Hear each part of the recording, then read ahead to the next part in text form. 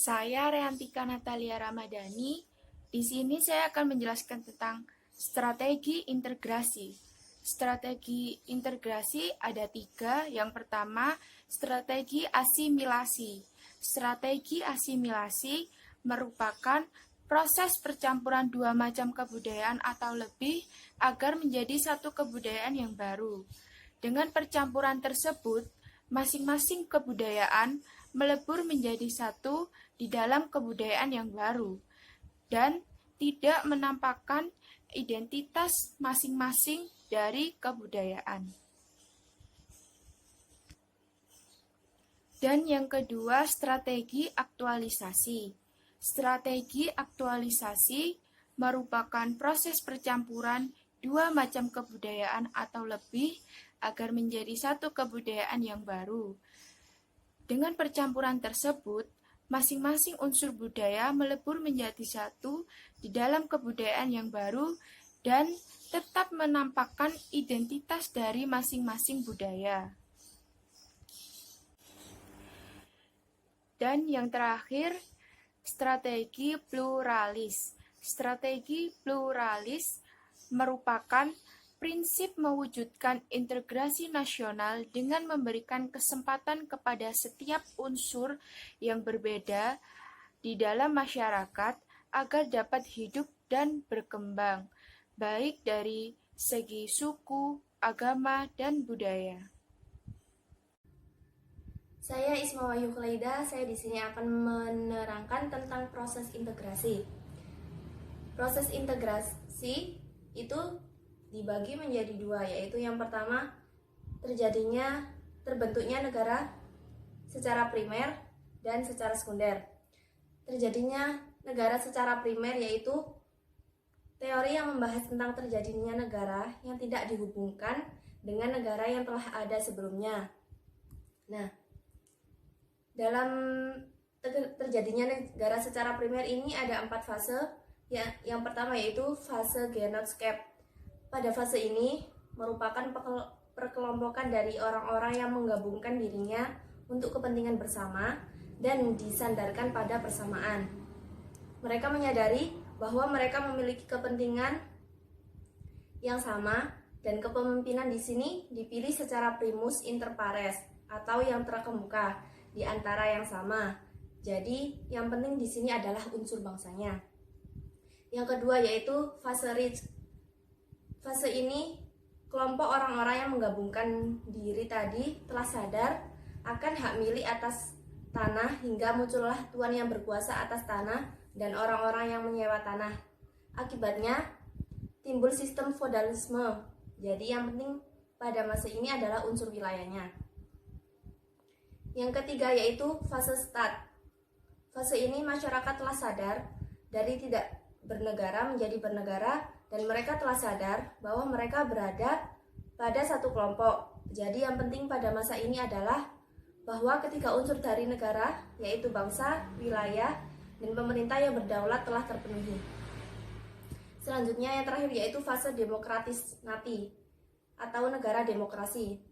Fase ini merupakan perkembangan lebih lanjut dari fase stat, di mana demokratis nati ini terbentuk atas dasar kesadaran demokrasi nasional, kesadaran akan adanya kedaulatan di tangan rakyat.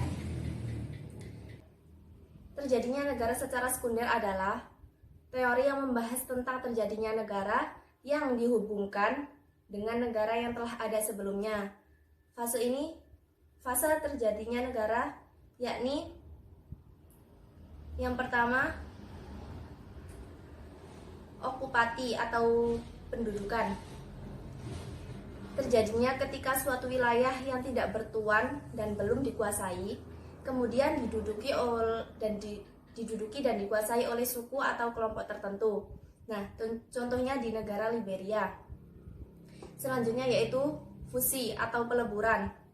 Terjadi ketika negara-negara kecil mendiami suatu wilayah, mengadakan perjanjian untuk saling melebur menjadi negara baru atau dapat dikatakan suatu penggabungan 2 atau lebih negara menjadi negara baru.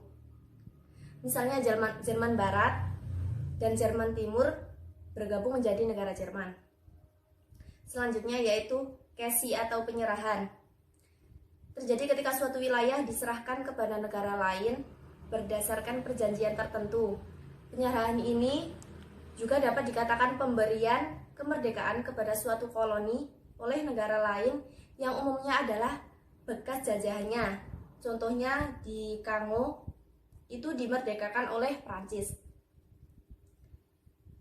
Selanjutnya yaitu akesi atau penarikan.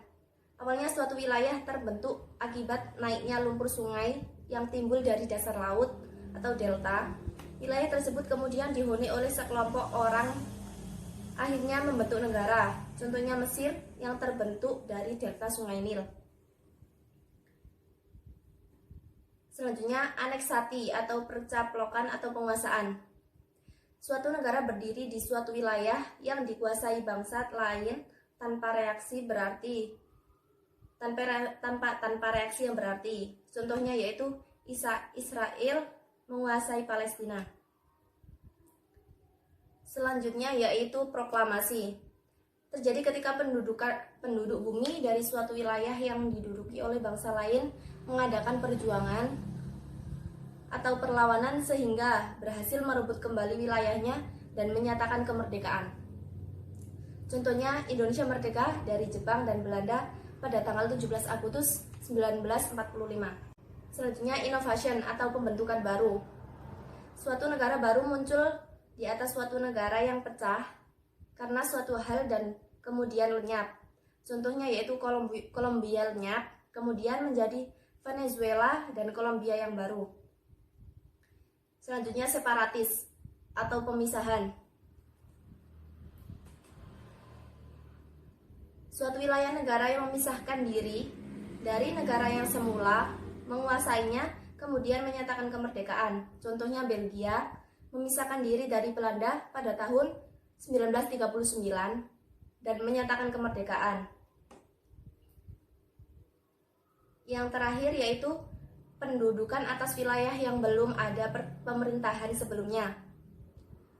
Penduduk terjadi terhadap wilayah yang ada penduduknya, tetapi tidak berpemerintahan. Misalnya, Australia merupakan daerah baru yang ditemukan Inggris, meskipun di sana terdapat suku aborigin. Daerah Australia selanjutnya dibuat koloni-koloni di mana penduduknya didatangkan dari daratan Eropa dan Australia dimerdekakan tahun 1901. Terima kasih. Assalamualaikum warahmatullahi wabarakatuh.